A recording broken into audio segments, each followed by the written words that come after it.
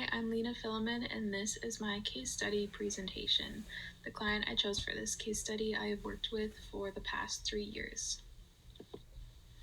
Here's a brief description of the client. He is 8 years old, male, and has an autism spectrum diagnosis. He is about to finish first grade in a general education classroom. He receives ABA and speech therapy through my company, and he also receives speech and occupational therapy through school. We provide ABA services to him both in our center and at his school.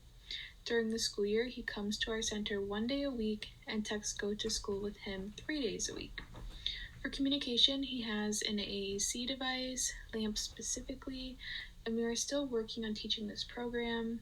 Before we started LAMP with him, he was using Proloquo, which he actually did very well with, but his SLP decided that LAMP would be a good next step for him to be able to have more communication options. We are currently working with this client to build his communication skills using his AAC device. Right now, we are focusing on him using 2-word mands. He has been requiring gestural prompts to locate words on his talker, and we are following an error correction procedure after incorrect responses.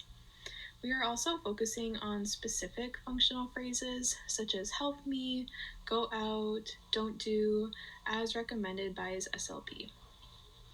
He regularly engages in a tantrum when he is not immediately given access to a tangible, or we are having him follow through with an instruction or work task.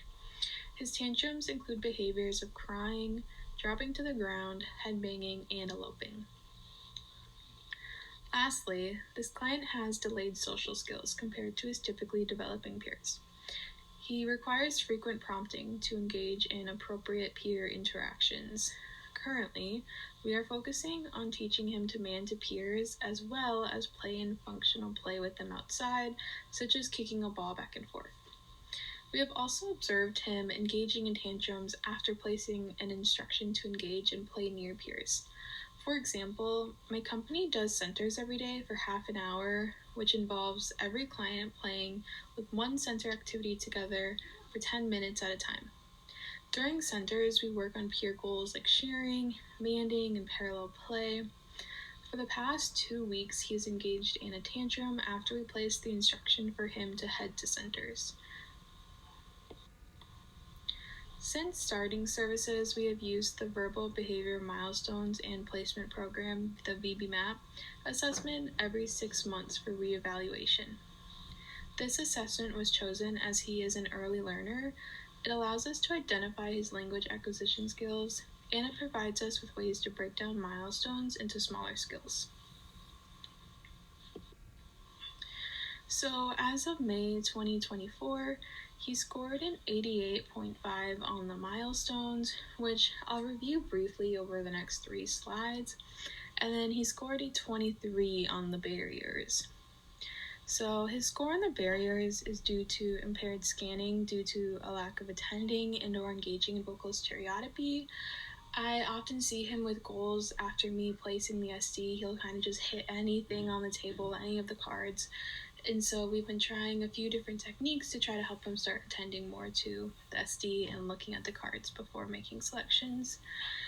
And then here are his level 1 scores. As you can see, he has most of these skills filled in. However, he is still missing some tacting and vocal skills and is missing all echoic skills. What is interesting though when it comes to his echoic skills is that about 2 years ago we were seeing progress with echoics, and he actually had some of these skills filled in. We then began to see a decrease in his echoics, and they just weren't being as consistent and clear. So it was decided by his SLP to have us focus more on using his AAC device, but we do hope to see some more progress in the future.